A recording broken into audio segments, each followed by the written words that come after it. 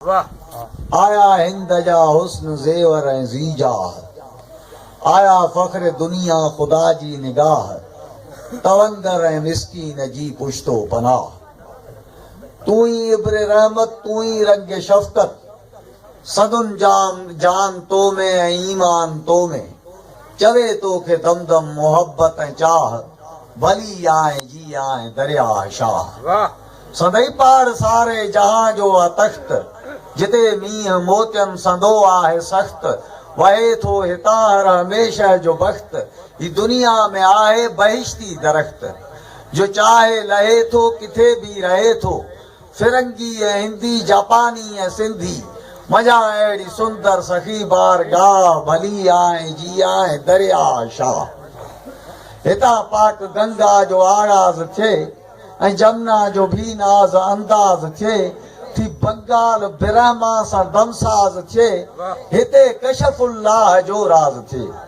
ज़मीं आसमां सां अरब गुलिस्तान सां पिया हिकिड़े गॾिजनि मुखालिफ़ बि सड़िजनि, हिते फ़र्क़ु मग़रिब ऐं मशरिक़ में ना, भली आए जी आए दरिया शाह। अची मानसिरो मां तो कश्मीर में ऐं बाग़े अदन वारी तस्वीर में, वरी तंहिंखे ख़ुशबू ऐं अक्सीर में, ऐं मफ़र खणी सिंध लहे सीर में, ॾिए दिलि खे फ़रहत ॾिए रूह राहत, ऐं कैलाश पर्वत मंझा शीर शरबत, तो गुलज़ार गुलशन जा आणी उथा, भली आए जी आए दरिया शाह। बाबा ताड़ी दे। टकर टांके पहुची तो पंजाब में, विजय तो के पंजाब थो ख्वाब में, भरी मुल्क खे ख्वाब में आब में, विझी आब खे की न गिरदाब में, वियूं चाढ़ियूं लाहियूं नवां वाह ऐं वाहियूं, छॾे गोड़ घुमसां हली थो मज़े सां, ऐं रूहे रवा ऐं साए बेअज़ो जा, भली आए जी आए दरिया शाह। थी रावी अचे तुंहिंजे दीदार ते, सतलंज ऐं जेलम नमस्कार ते, थियन मस्त थियूं तुंहिंजी ललकार ते, किरन तुंहिंजे कदमनि जे आधार ते, थियन तो त कुर्बा फना कन पंहिंजी जा, ॾियनि पाण पंहिंजो लहन वसल तुंहिंजो, जो मेलो समायल फना अंदर हा, भली आए जी आए दरिया शाह। तो दाखिल थिए सिंध में तूं आखिर, जा इश्क तुंहिंजे में असला असीर, सार वक्त सिंधी अचे थी हकीर, करे तुंहिंजी पूजा मञे तोखे पीर, ऐं सिंधू सदाई तूं कर सिंध साई, तूं हमनाम सारा वफ़ा सां हमेशा, जो सिंधू सवा सिंध भी कुझ ना, भली आए जी आए दरिया शाह। तो आख़िर में वञी समुंड में गुम थिए, तो टकरन ऐं जबलन खां बेगम थिए, ऐं बेअंत सागर में हमदम थिए, रमूज़े खुदी जो तो मारम थिए। अबद बात तुंहिंजी हम ज़ात तुंहिंजी, तूं हर शइ जो मायो संदई सभ ते सायो, तरे खुश्क खे बख़्शी नओं रंग सा, भली आए जी आए दरिया शाह। वो अव्वल में तुंहिंजो समंदर में घर, तपिश इश्क जी पर कराए सफ़र, घुमे मुल्क सासे ॾिठई शहरो पर, हिमालया ते वरती तो शिकले घर।